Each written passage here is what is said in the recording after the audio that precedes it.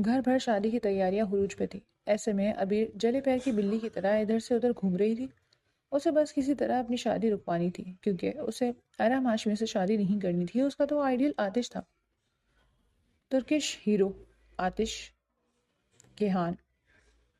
جی ہاں، وہ اس کی بہت بڑی فین تھی، بلکہ اسے آتش پہ کرش تھا۔ تو وہ کیوں کرتی ارم ہاشمی سے شادی، جس سے کبھی سرسری سے بات بھی نہیں ہوئی؟ وہ اچھی طرح جانتی تھی کہ وہ ایک سڑو انسان ہے، اور جیسے ایک سڑے ہوئے ٹماٹر سے ہانڈی نہیں بن سکتی، اسی طرح ایک سڑے انسان کے ساتھ زندگی نہیں گزاری جا سکتی۔ اب تم میرے بھائی کو انڈر ایسٹیمیٹ کر رہی ہو ابھی، وہ اتنے بھی سڑے نہیں، انزلہ نے منہ بناتے ہوئے کہا۔ ہاں، وہ اس سے بھی زیادہ سڑے ہیں، اس لیے بہتر ہوگا اپنے بھائی کا رشتہ کہیں اور طے کر دو، میری جان بخش دو۔ وہ ہاتھ جوڑتے بولی، تم پاگل ہو گئی ہو؟ 2 ہفتے بعد نکاح ہے، تمہاری شادی ہے، سب گھر والے کتنا خوش ہیں، اور تم چاہتی ہو کہ یہ شادی رک جائے؟ کس کے لیے؟ ایک ایسے شخص کے لیے جسے تم کبھی نہیں ملی، جانتی نہیں، وہ پاکستان میں نہیں رہتا، ترکی کا چمکتا ستارہ ہے، اور تم ایک عام سی لڑکی۔ شکر کرو میرے بھائی تم سے شادی کر رہے ہیں، ایک کامیاب بزنس مین ہے، ریئل پرسنالٹی ہیرو ہیں، لڑکیوں کو ان پہ کرش ہے، لیکن وہ خوبصورت اور امیر بندہ تمہیں مل رہا ہے، بجائے شکرانے کے نفل ادا کرنے کے تم اول فول بک رہی ہو۔ تمہاری تو مرمت ہونے والی ہوئی ہے۔ ادیان سے کہتی ہوں تمہیں سیدھا کریں۔ رک، خبردار جو میرے بھائی کے آس پاس منڈلانے کی ناکام کوشش کی تو۔ میرا بھائی بہت معصوم ہے، تم جیسی شاطر لڑکیاں میرے بھائی کے ارد گرد بھی دکھائی نہیں دینی چاہیے، سمجھی تم؟ اور چلو نکلو میرے کمرے سے، آئی بڑی مجھے لیکچر دینے والی، امیر نے منہ بناتے کہا۔ لیکن انزلہ کہاں سننے والی تھی؟ اسے اپنے پیارے اور سنجیدہ مزاج بھائی کے لیے یہ پٹاخہ ہی چاہیے تھا، تاکہ اس کے بھائی کی زندگی کو خوشیوں سے بھر دے۔ بس اس کی آتش والی سوئی جو اٹک گئی تھی، اسے کہیں نکالنا چاہتی تھی، پر وہ اس میں ابھی تک کھپی ہوئی تھی، اور انزلہ کو ڈر تھا کہیں یہ بات بڑی باجی تک نہ پہنچ جائے، ورنہ انہوں نے اس شادی کو ہونے ہی نہیں دینا تھا۔ امی مجھے نہیں کرنی یہ شادی، پلیز مان جائے نا۔ آج وہ پھر سے ماں کے سامنے فریاد لگا بیٹھی تھی۔ یہ جوتا نظر آ رہا ہے نا؟ اگر نہیں کھانا تو چپ چاپ اٹھ جاؤ یہاں سے۔ شمسہ بیگم نے اسے کھری کھری سنا ڈالی۔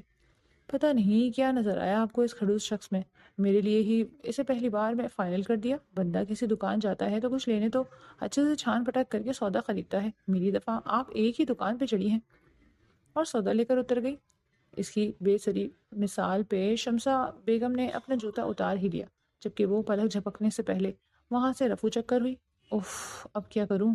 امی تو سن ہی نہیں رہی، بھائی کیا سنیں گے؟ وہ از حد پریشان تھی۔ آہ میرے ہیرو، وہ آتش کی تصویر نکالتے ٹھنڈی آہ بھر گئی۔ تمہارا اور میرا ملن اس ظالم سماج کو نامنظور ہے، لیکن میں بھی ہار نہیں مانوں گی، ایک آخری کوشش کر کے ہی دم لوں گی۔ ابیر ایک مڈل کلاس فیملی سے تعلق رکھتی تھی، اس کے والد سرکاری اسکول ٹیچر رہ چکے تھے، اور ان کی وفات کے بعد ان کی بیوی کو پینشن مل رہی تھی، جبکہ خود وہ لوگوں کے کپڑے سیتی تھی۔ اس کا ایک بھائی تھا ادیان افضل، جو اپنی بہن سے بہت پیار کرتا تھا اور بینک میں جاب کرتا تھا، گھر کا خرچ اچھا خاصا چل رہا تھا۔ وہیں دوسری طرف انزلہ تھی، جو کروڑ پتی خاندان سے تعلق رکھتی تھی۔ اس سے ابیر کی دوستی کالج سے شروع ہوئی تھی، اور وہ تھی بھی ابیر کی دیوانی، اور یہی محبت اور دیوانگی ہی تھی کہ وہ اسے آج اپنی بھابھی بنا رہی تھی، اور اس کے لیے اس نے کتنی جنگ لڑی تھی اپنی باجی سے، یہ وہی جانتی تھی۔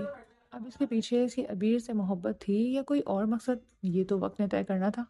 پر اس سب میں ابیر میڈم کی رضا شامل نہیں تھی، اور وہ ہر ممکن کوشش کر رہی تھی کہ اس کی اس شادی سے جان چھوٹ جائے، جو اب تو ناممکن ہی لگ رہا تھا۔ کل مہندی کا فنکشن تھا اور ابیر کا میٹر گھوما ہوا تھا۔ یہ لو، جو نمبر تم نے مانگا۔ اس کی چھوٹی کزن نے آ کے اسے ایک نمبر تھمایا۔ تھینکس یار، بس اب اس بڑی باجی سے بات ہو جائے، پھر میری جان چھوٹ جائے۔ کوئی بھی بہن اپنے بھائی کی شادی ایک ایسی لڑکی سے نہیں کریں گی جو کسی اور سے محبت کرتی ہو۔ دروازہ بند کرتے ہی اس نے اس نمبر پہ ایک کال ملائی۔ بیل جا رہی تھی، جبکہ اس کا دل دھک دھک کرے جا رہا تھا۔ کال پک ہوئی۔ ہیلو، السلام علیکم، مجھے آپ سے بہت ضروری بات کرنی ہے۔ میں ابیر ہوں، ابیر افضل، پلیز اس شادی کو روک دیں۔ میں یہ شادی نہیں کر سکتی، میں کسی اور کو پسند کرتی ہوں، اور شادی بھی اس سے کروں گا، لہٰذا بہتر ہوگا آپ کا بھائی اور آپ خود آ کے انکار کر جائے، ورنہ میں بہت ضدی لڑکی ہوں، میں کچھ بھی کر سکتی ہوں۔ آخر میں وہ اپنی ٹون میں واپس آ گئی اور مقابل کی کوئی بھی بات سنے بنا دھمکی دے ڈالی۔ ارم کے سر میں ایک دم سے شدید درد کی لہر دوڑ اٹھی، لہجہ بھی بھاری سا ہوا۔ ٹھیک ہے، آپ جو کر سکتی ہیں کر لیں، یہ شادی معطل نہیں ہوگی۔ آپ کون ہیں؟ اچانک سے بھاری مردانہ آواز سنتے ابیر کے 14 تپک روشن ہوئے۔ بری طرح گھبراتے پوچھا۔ ارم نے آنکھیں مونتے بیک گراؤنڈ کے ساتھ ٹیک لگائی۔ وہی جس کے ساتھ آپ کے نصیب پھوٹنے والے ہیں؟ کیا؟ دوسری طرف ابیر افضل کی آواز کافی اونچی تھی۔ اپنی جگہ سے ایک دم اچھلی کے نیچے کارپیٹ پہ جا گری، دل جیسے پسلیاں توڑ کے سینے سے باہر آنے کو مچلا تھا۔ مگر یہ تو آپ کی بہن کا نمبر ہے نا؟ کچھ سوچتے ہوئے تصدیق کرنی چاہیے جبکہ دوسری طرف سے کال کٹ چکی تھی۔ او خدایا، یہ کیا ہو گیا؟ یہ نمبر تو بڑی باجی کا نہیں تھا۔ پھر یہ کیسے؟ یہ ارحم ہاشمی؟ اللہ جی، اب کیا ہوگا؟ ابیر کے تو جیسے رونگٹے کھڑے ہو گئے۔ اب یہ شخص کیا کرے گا؟ یہ ایمن کی بچی، اسے کہا تھا بڑی باجی کا نمبر لانا۔ یہ وہ غصے سے اٹھتی باہر آئی تو ایمن کے پاس انزلہ کو بیٹھا دیکھ وہ ہی ٹھٹک کے رک گئی۔ دونوں کسی بات پہ تالی بجاتے ہنس رہی تھی۔ مطلب یہ ان دونوں کی ملی بھگت تھی مجھے شرمندہ کروانے کی؟ بچوں، ایسی بات ہے نا، اب مجھے بھابھی بننے دو، پھر دیکھنا کیسے تگنی کا ناچ نچایا۔ ابیر کا غصے سے تنفس پھول گیا اور وہ انہیں قدموں سے واپس پلٹ گئی۔ مہندی کا فنکشن اپنے اختتام کو پہنچا۔ وہ زرد رنگ کے مہندی کے خوبصورت جوڑے میں آسمان سے اتری پری ہی لگ رہی تھی۔ شمسہ بیگم نے کتنے ہی اس کے صدقے اتارے تھے تو ادیان بھی بہن کے صدقے باری جا رہا تھا۔ وہ مہندی لگے ہاتھوں کو بیسن کے کھلے نل کے آگے رکھے سوچوں میں ڈوبی ہوئی تھی۔ آج جس طرح انزلہ ادیان کے ارد گرد منڈلا رہی تھی، ابیر کو بہت عجیب سا محسوس، جسے کچھ تو ایسا ہے جو انزلہ چھپا رہی تھی۔ آج پہلی بار ابیر کو لگا جیسے وہ دکھتی ہے ویسی وہ ہے نہیں، کہیں کچھ مسنگ تھا، پر کیا؟ ابیر افضل بنت محبت افضل، آپ کا نکاح ارحم ہاشمی نعمان ہاشمی سے 50 لاکھ سکہ راج الوقت طے پایا ہے۔ کیا آپ کو یہ نکاح قبول ہے؟ جی قبول ہے، مرتا کیا نہ کرتا، اسے یہ نکاح قبول کرنا ہی تھا ہر حال میں، ورنہ جو رات کو شمسہ بیگم نے اسے سنائی تھی اس کے بعد تو وہ کسی صورت انکار کر اس نہیں لے سکتی تھی۔ امی میں نے انکار کر دینا ہے، میں بتا رہی ہوں۔ تو کر انکار سب کے سامنے، تجھے 2 تھپڑ نہ لگائے نا تو میں بھی تمہاری ماں نہیں، شمسہ بیگم نے جتنے جارحانہ انداز میں کہا۔ ادیان بھی چپ ہی رہا۔ امی یہ چاہتی ہے مجھے عاطف سے شادی کرنی ہے، وہ پھر سے بولی تو شمسہ بیگم کا دور سے ہوائی چپل اڑتا ہوا اس کی طرف آیا اور اس کی کمر پہ جا لگا۔ ہائے امی، مار دیا بے شرم بے غیرت، اولاد دے دی۔ اللہ نے مجھے ایسی بکواس کر رہی ہے، منہ سے بول رہی ہے اس کلموئے سے پیار کرتی ہے۔ آخر وہ ہے کون جو تمہیں ہم سب کے خلاف کر رہے ہیں؟ سامنے لے کے آؤ اسے، میں بھی دو ہاتھ کروں اس سے۔ کیا اس کے گھر ماں بہن نہیں جو دوسروں کے بچوں کو ورغلا رہا ہے؟ اور جب خدا کا یہ وقت بھی آنا تھا۔ امی یہ پاگل ہے اور کچھ نہیں، اور ہمیں بھی پاگل کر دے گی۔ وہ ترکش ڈرامہ اسٹار ہے اور اس کا کرش، اس کا آئیڈیل ہیرو۔ آپ اس کی فضول باتوں پہ دھیان نہ دیں، عقل سے پیدل ہی ہے۔ آپ فکر نہ کریں، یہ کوئی گڑبڑ نہیں کرے گی، میں خود اس کے پاس ہوں۔ ادیان نے ابیر کو ایک تنبیہ گھوری سے نوازا۔ پلیز ادی بھیا، ایک بار مجھے موقع تو دو، ترکی جا کے میں اس سے ملوں گی اور وہ، مجھے لگتا ہے تمہیں سائیکیٹرسٹ کی ضرورت ہے، تمہاری اتنی پاور ہے کہ تم اس تک پہنچ جاؤ، اور تم سمجھتی کیوں نہیں؟ یہ جو فلم اور ڈرامہ انڈسٹری ہوتی ہے سب فیک ہوتا ہے، چھوٹی سی بچی نہیں ہو تم۔ یار اب امی کو تنگ کیا تو میں نے بھی امی سے نہیں بچانا۔ کتنی دیر لگا کے رات کو ادیان نے بہن کو سمجھایا۔ اب ڈانٹ ڈپٹ بھی تو فضول تھی، وہ جو سوچتی تھی وہ بول دیتی تھی، اور اس کی سوچ کا نہ سر تھا نہ پیر، لیکن اس کا ایک ہی حل تھا، اس کی شادی جو وہ کر رہے تھے۔ ارحم ہاشمی نعمان ہاشمی، آپ کا نکاح ابیر افضل ولد محمد افضل سے 50 لاکھ سکہ راج الوقت طے پایا ہے۔ کیا آپ کو یہ نکاح قبول ہے؟ ایک پل کو ہر طرف خاموشی چھا گئی۔ میں کسی اور سے پیار کرتی ہوں، شادی بھی اسی سے کروں گی۔ قبول ہے تو پھر طے ہوا۔ ارحم ہاشمی، تمہارے نصیب میں اللہ نے پھر سے بے وفا لڑکی لکھ دی۔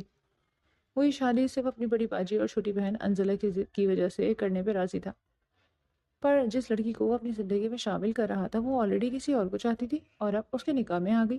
وہ اپنی ماں اور بھائی سے مل کر رخصت ہوتی ارحم ہاشمی کے ہمراہ اس کے ہاشمی ہاؤس میں آ گئی، جہاں انزلہ نے اس کا پرتپاک انداز میں استقبال کیا۔ یہاں لے آؤ دلہن کو، بڑی باجی نے اسے ہال میں لے جاتے بڑے سے صوفے پہ بٹھانے کا کہا۔ انزلہ اس کا بھاری بھرکم لہنگا سنبھالے وہاں بٹھاتی ارحم کو بھی اس کے ساتھ زبردست بٹھا گئی۔ اس کے بیٹھنے سے ابیر نے خود کو نامحسوس انداز میں سمیٹا، لیکن ارحم یہ گریز محسوس کر چکا تھا جس پہ اس کے لب مزید بھینجے۔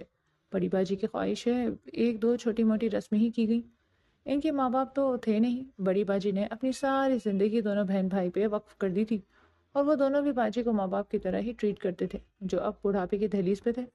اور ہم نے مزید وہاں کسی رسم میں حصہ لینے سے انکار کر دیا اور اٹھتا ہوا گھر کے مردان خانے کی جانب بڑھ گیا، جہاں ابھی مرد حضرات جو کہ اس کے دوست اور چند ایک رشتہ دار موجود تھے۔ انزلہ، ابیر کو روم میں لے جاؤ اور ملازمت سے کہہ کے سارا ضرورت کا سامان رکھو اور خود بھی چیک کر لینا۔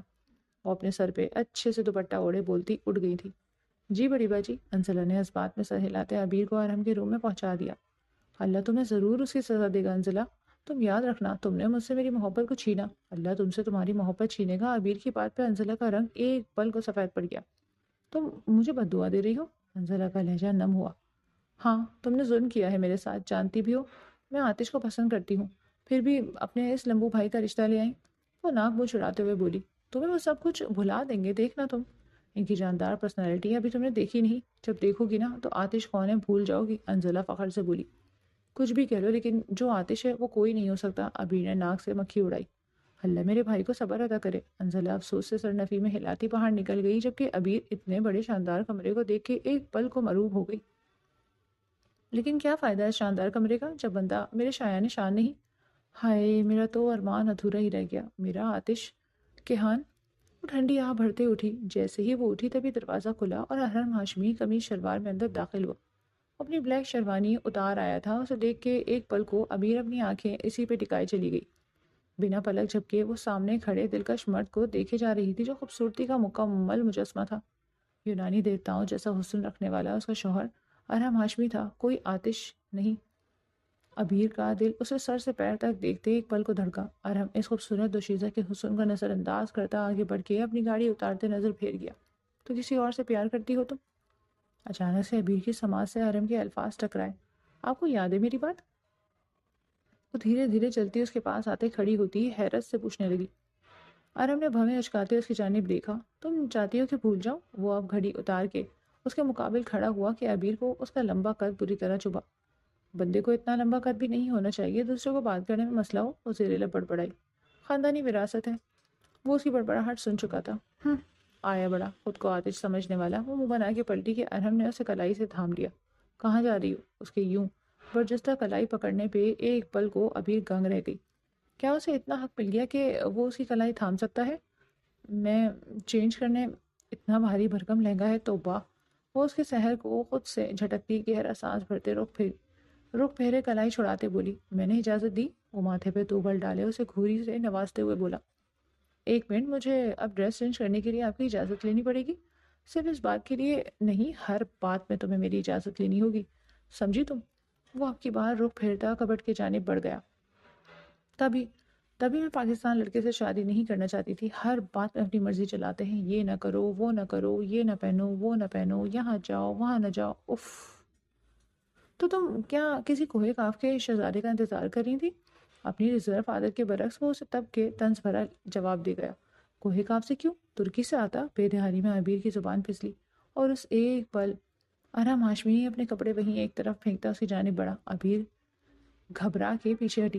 کیسے اس کی زبان پھسلی اسے نہیں پتہ چلا۔ وہ اچھے سے جانتی تھی کہ کوئی بھی مرد کبھی بھی یہ برداشت نہیں کرے گا کہ اس کی بیوی کسی اور سے محبت کرتی ہو، اور شادی کی پہلی رات وہ اپنے شوہر کو اپنی محبت کا بتا رہی تھی، اپنے پاؤں پہ خود کو لاڑی مار رہی تھی۔ وہ پورے اصرار انداز میں اس کی جانب بڑھتا اسے ڈرا رہا تھا۔ وہ بے دہانی میں پیچھے ہوتے جا رہی تھی کہ یکدم اس کا پاؤں اپنے ہی لہنگے میں اٹکا اور وہ پیچھے کی طرف گرنے لگی۔ اس سے پہلے کہ وہ بری طرح گرتی، ارحم نے اس کی کلائی تھامی، اسے اپنی جانب کھینچا تو وہ سیدھی اس کے سینے سے آ لگی۔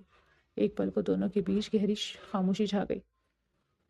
ابیر کے دل کی دھڑکنیں یکدم تیز ہوئیں۔ ایک ڈر، اوپر سے اس شخص کی جان لیوا قربت۔ اسے سمجھ نہیں آ رہا تھا کہ اس کے ساتھ ایسا کیوں ہو رہا ہے۔ وہ جو کوئی بھی ہے، مجھے جاننے میں کوئی انٹرسٹ نہیں۔ آج کے بعد تمہاری زبان پہ اس کا نام نہیں آنا چاہیے۔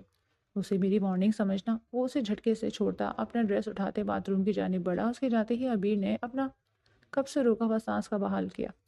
توبہ، ایسی معروف شخصیت ہے ان کی، ذرا سا جو رومانس کا پتہ ہو، گھور ایسے رہے ہیں جیسے ان کی جائیداد چرا لی ہے۔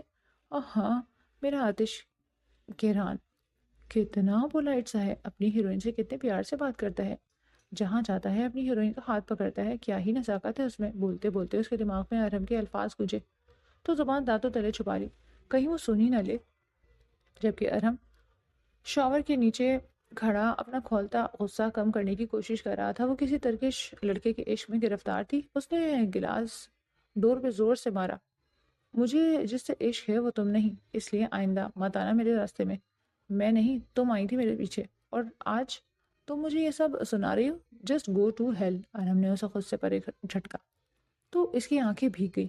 جانتی تھی یہی سب کہو گے تم، اور ساری زندگی تم مجھے اس بات کا تانا بھی دو گے کیونکہ تم نے مجھ سے کبھی سچی محبت کی ہی نہیں، اور آج میں تمہیں اپنے عشق سے آزاد کرتی ہوں۔ وہ روئی تھی، جبکہ ارم نے لب بھینچے۔ I hate you Iram Hashmi, I hate you. وہ پلٹ گیا۔ اس کو روتا چھوڑ آیا تھا، نہیں جانتا تھا کہ وہ کیوں اس کے پیچھے آئی تھی۔ اسے اپنے پیار میں الجھا کے پھر دور ہو گئی۔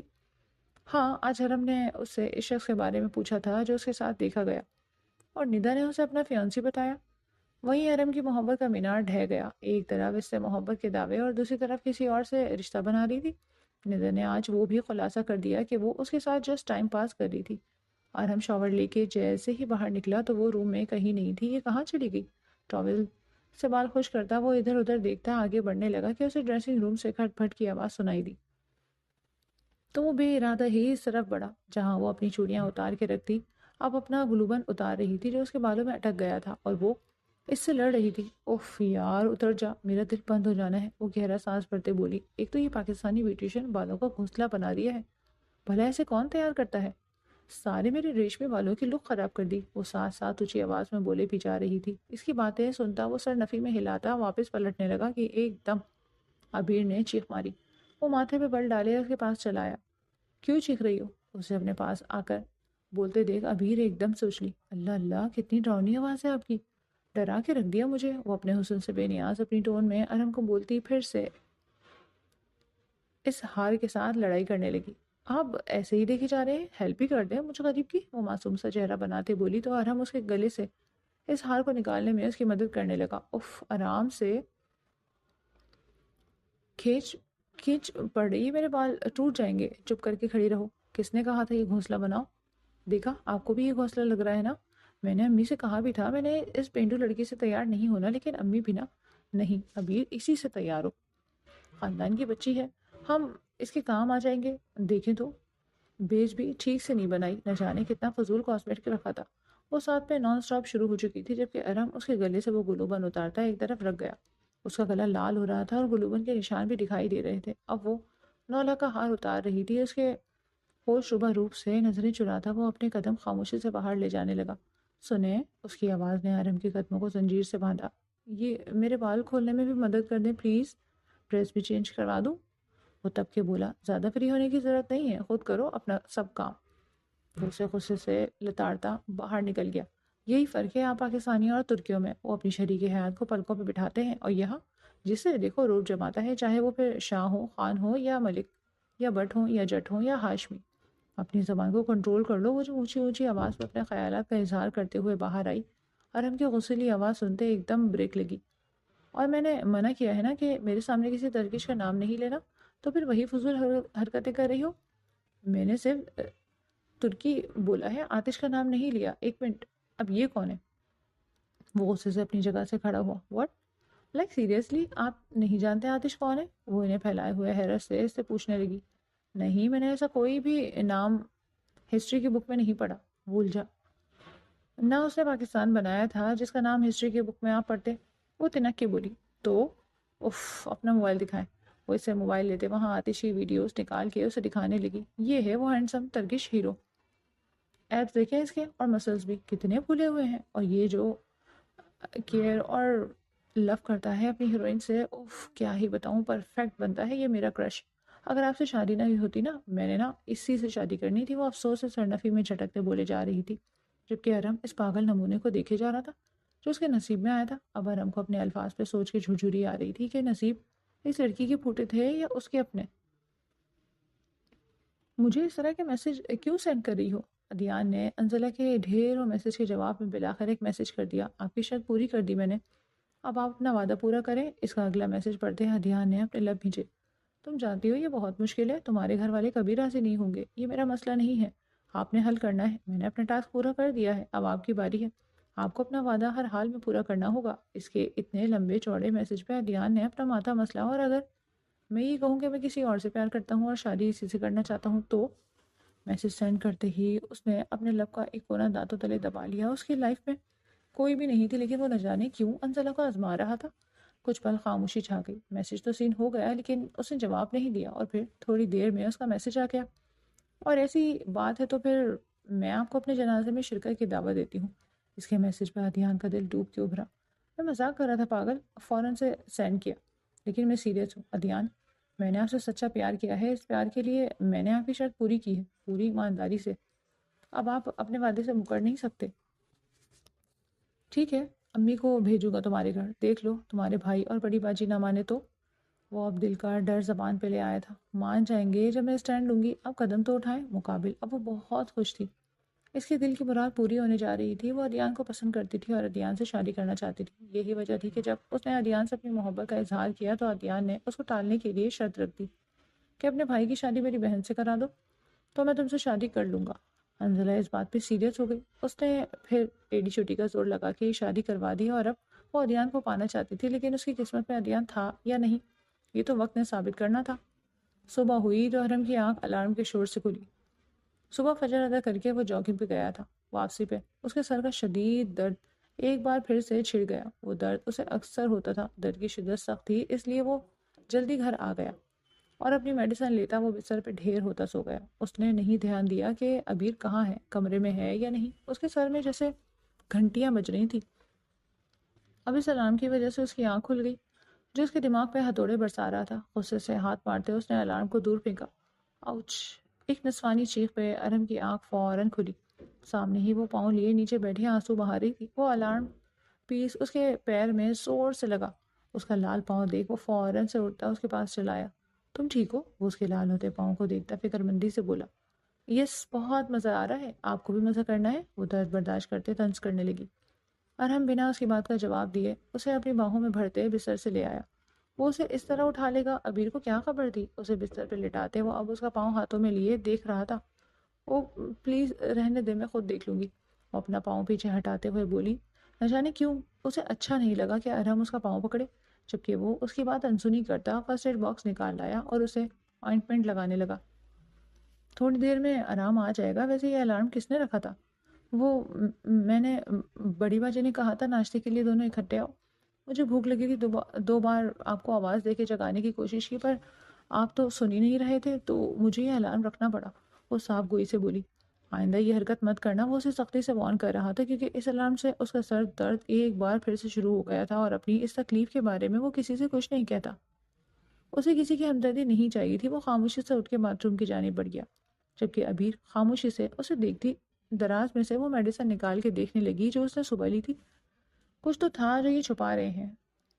وہ پرسوچ انداز میں ان میڈیسن کو دیکھنے لگی۔ ابیر کی شادی کو 2 ماہ ہونے کو آئے تھے، دونوں کے بیچ کے تعلقات اب تک سرد تھے۔ ارحم اس سے زیادہ بات نہ کرتا تھا، جبکہ بڑی باجی کے ساتھ کافی دوستی کر چکی تھی۔ البتہ انزلہ کے ساتھ وہ اب لیے انداز میں رہتی تھی۔ نہ جانے کیوں اسے انزلہ سے ابھی دوستی والی وائبس نہیں آئی تھی۔ ارحم گھر آیا تو سخت غصے میں تھا اور انزلہ کی جانب بڑھا۔ کیا چل رہا ہے یہ سب؟ سچ سچ بتاؤ مجھے، کب سے تم اور ادیان ایک دوسرے میں انوالو ہو؟ ارحم کے منہ سے ادیان کا نام سنتے ابیر کے بھی کان کھڑے ہوئے تھے۔ بھائی وہ؟ انزلہ گھبرا گئی۔ مجھے سچ سننا ہے انزلہ، کیوں آیا تھا وہ میرے آفس تمہارے رشتے کی بات کرنے؟ کیا چکر چل رہا ہے تم دونوں کے بیچ؟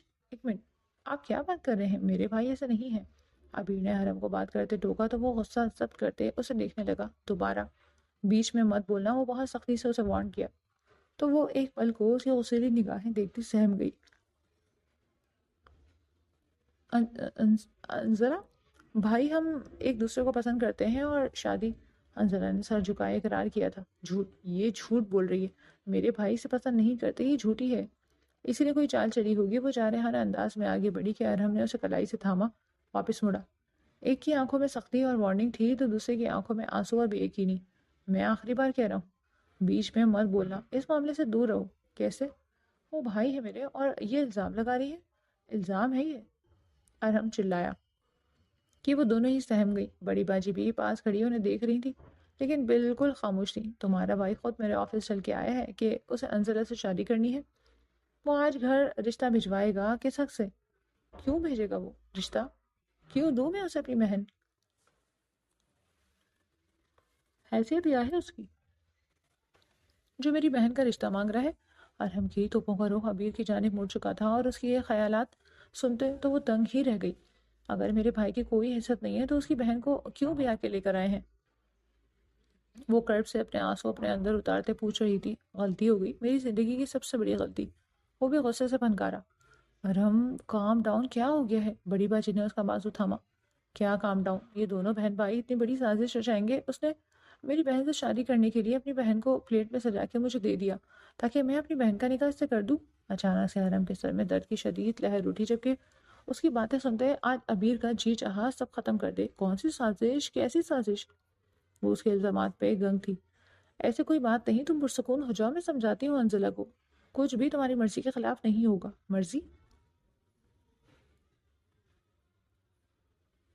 اس کے کہنے میں اس کے کہتے ہی میں نے اس لڑکی سے شادی کی جو آج تک دل سے میری نہیں ہوئی۔ کیوں کیا میری بہن نے یہ سب؟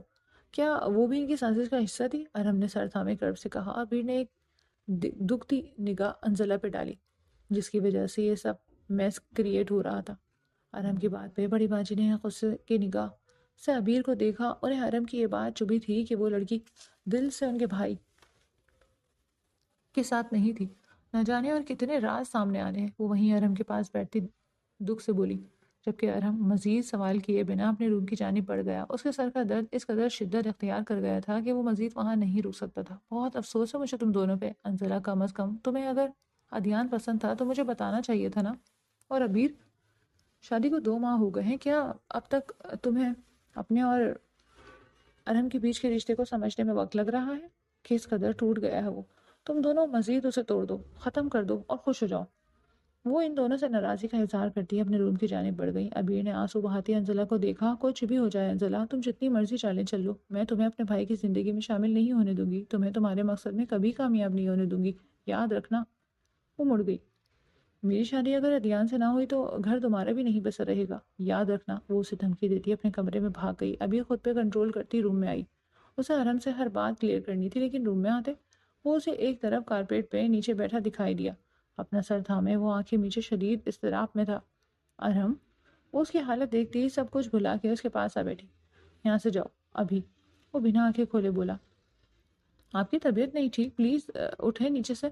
ارحم نے اس کا ہاتھ پرے جھٹک دیا اور لال آنکھوں سے اسے دیکھنے لگا۔ مجھے تمہاری ہمدردی نہیں چاہیے، آؤٹ۔ وہ غصے سے اسے بازو سے پکڑے دور کر گئی۔ وہ بوکھلاتے پیچھے ہٹی اور اس وقت وہ اپنے حواس میں نہیں تھا۔ اپنی جگہ سے اٹھتا وہ میڈیسن ڈھونڈنے لگا جو اسے کب سے مل نہیں رہی تھی۔ ارحم، جو آپ ڈھونڈ رہے ہیں وہ نہیں ملیں گی آپ کو۔ ابیر کی آنکھیں آنسوؤں سے بھر گئی تھی۔ کہاں ہے میڈیسن؟ بتاؤ مجھے، ورنہ جان سے مار دوں گا۔ وہ اس کی طرف بڑھتا ہوا اس کے احسان خطا کر گیا۔ اسے اس روپ میں آج تک دیکھا چلا تھا۔ وہ پیچھے دیوار کے ساتھ جا لگی۔ میڈیسن کہاں ہے ابیر؟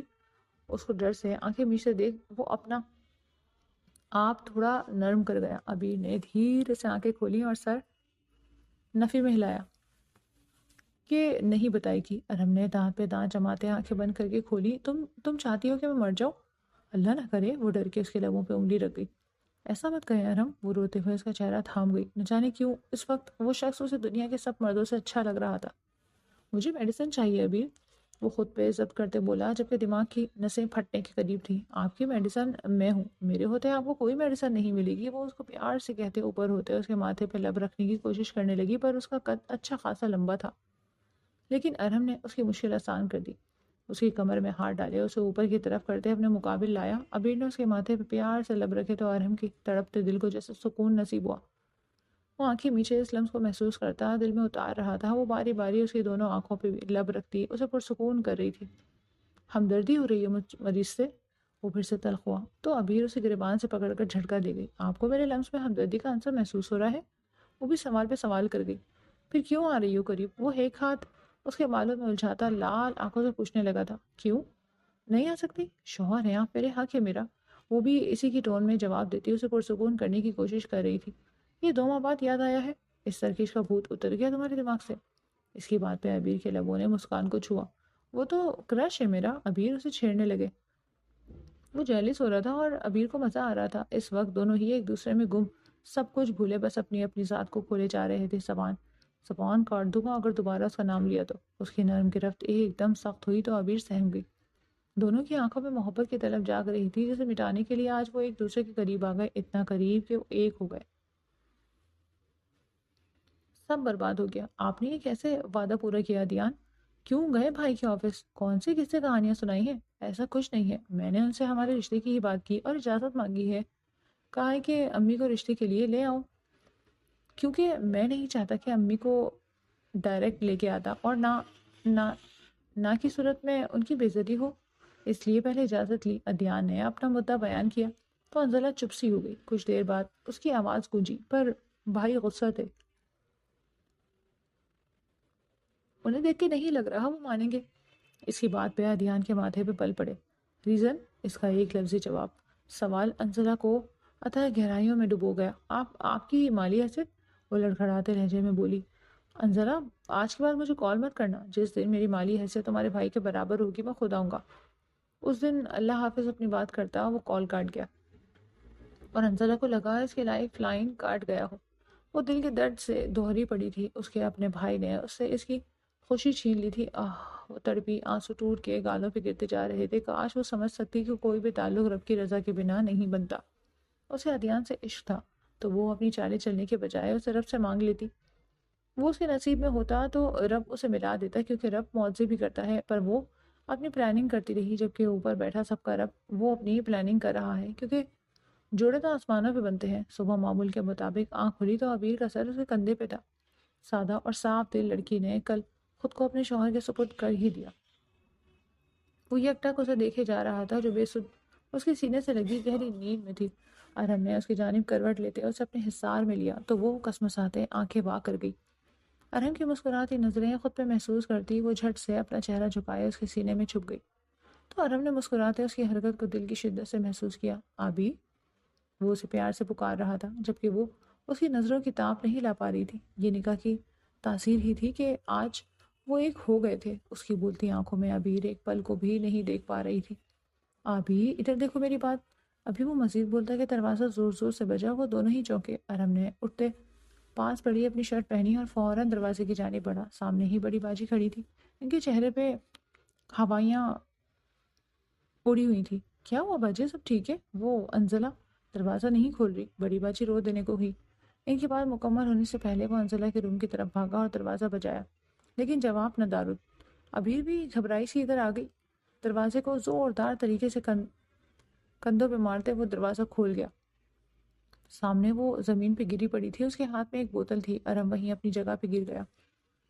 ابیر ہی ہمت کرتے انزلہ کے پاس آئی، اسے سیدھا کیا اور لرزتے ہوئے اس کی نبض چیک کی۔ ارہم، یہ زندہ ہے، پلیز ہاسپٹل لے۔ اس کی بات پہ ارہم کو لگا اس کے اندر کسی نے نئی روح پھونک ہو۔ وہ ایک پل کی بھی دیری کیے بنا انزلہ کو باہوں میں اٹھائے باہر بھاگا۔ بڑی باجی اور ابیر بھی پیچھے ہی لپکی تھی۔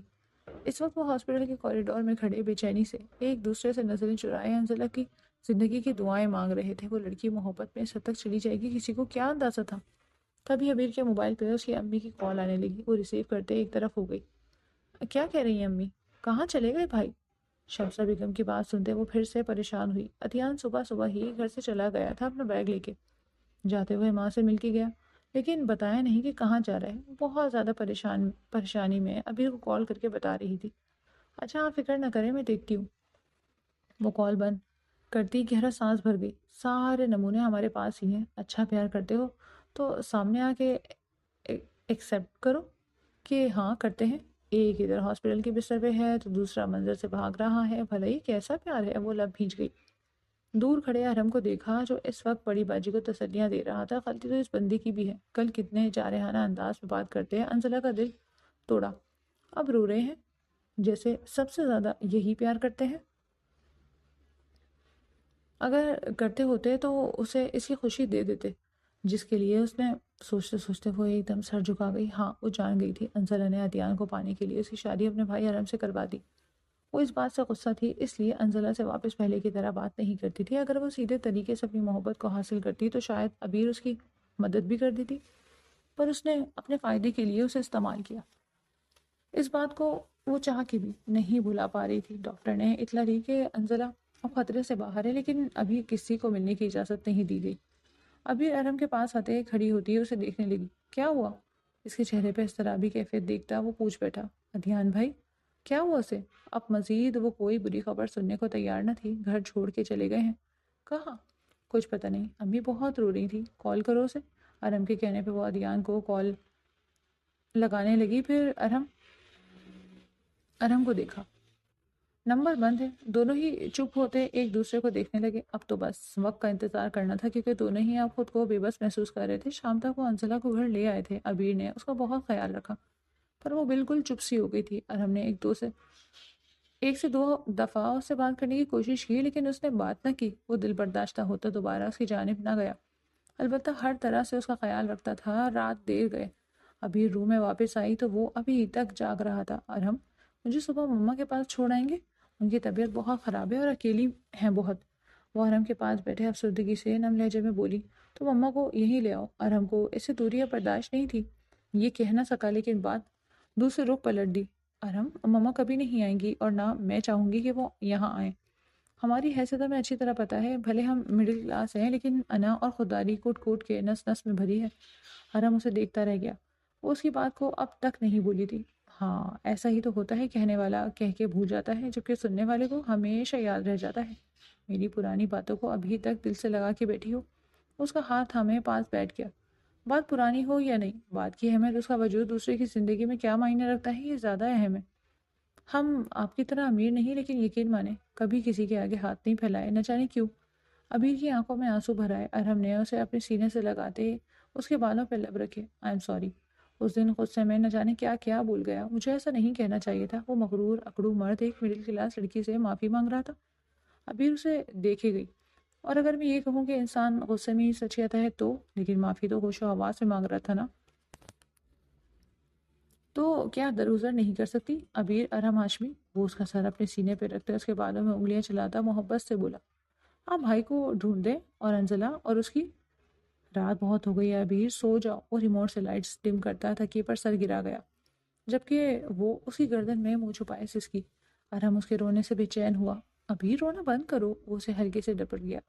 میں نہیں رو رہی، اور خود ہی نکل رہے ہیں، وہ سو سو کرتی اسی پوزیشن میں بولی تو وہ گہرا سانس بھرتے اس کا چہرہ اوپر اٹھاتا اسے خود میں گم کرنے لگا۔ اس کا یوں رونا برداشت کہاں ہو رہا تھا، لیکن وہ جو کہہ رہی تھی وہ بھی تو پاسبل نہیں تھا۔